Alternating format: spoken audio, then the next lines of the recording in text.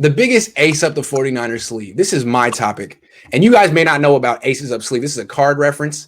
It's like a secret that you have that's going to help you win the hand. A secret cheating ace up your sleeve. And it's like the opposite of the previous question.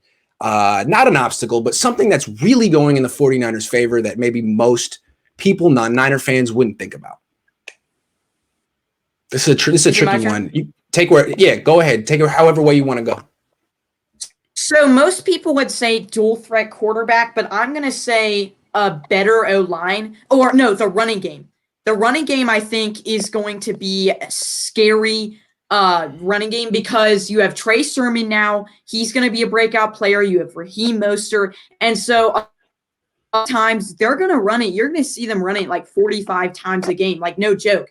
And since their O-line is better, I don't know if I know people think the 49ers running game is going to be very scary, but I think that's an important one to think about because it's going to be one of those things where we're going to be running it 80% of the time.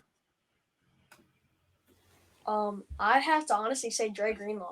I felt like Dre Greenlaw, he's been underrated. Like people think of Fred Warner, so they're going to want to probably go away from him. And like try to focus they're gonna try to go more towards Dre Greenlaw's side.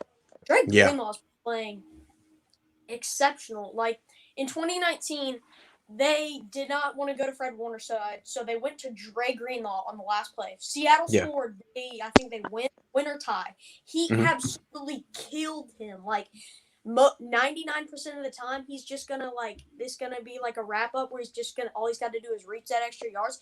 He pops him so hard his head shoots back and he drops the yard, get the ball, and we win the game. Yeah, I felt like Dre Greenlaw. He could have been this last season, but I think he's gonna do it this season. I felt like he can be. I felt like he can be Fred Warner. Honestly, I feel he can be like another Fred Warner. Real quick, my initial observation to Dre Greenlaw at OTAs. He's jacked. Now, he's always been jacked, but he's especially jacked this year. I haven't really mentioned that. He looks yoked, jacked. He can help with the run stop, which I really would like to see from him. And I felt like Fred Warner can take more of a pass coveraging role this year, while Dre Greenlaw can help more on run stopping. Yeah. What, man? My question to you, not your average sports kid, is you think I'd want to go next year? Ask it again. You timed out. Ask it again. One more time. Yeah. Wait, what? Ask it again. Ask it again. You timed out a little bit. Ask it again. Do you think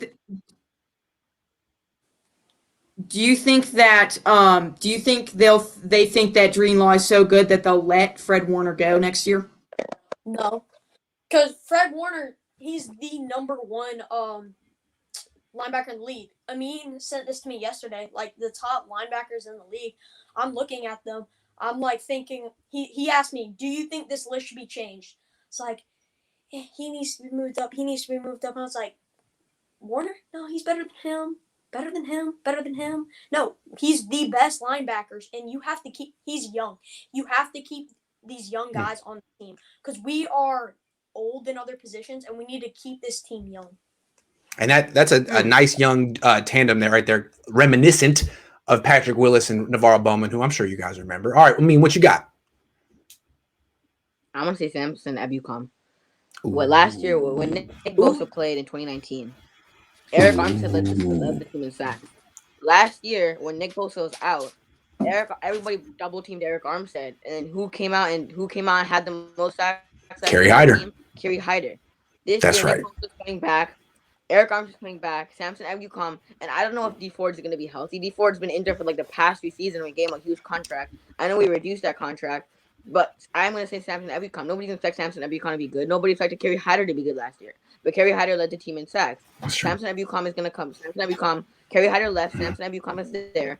Nick Bosa and Eric Armstead are going to take the pressure off Samson Ebukam, and nobody's going to expect Samson Ebukam on. That's the ace of the Niners sleep. Nobody expects Samson Ebukam to do. Great answer. And there's more with him. I mean, the Niners have been consistently beaten by quarterbacks who can scramble and extend plays.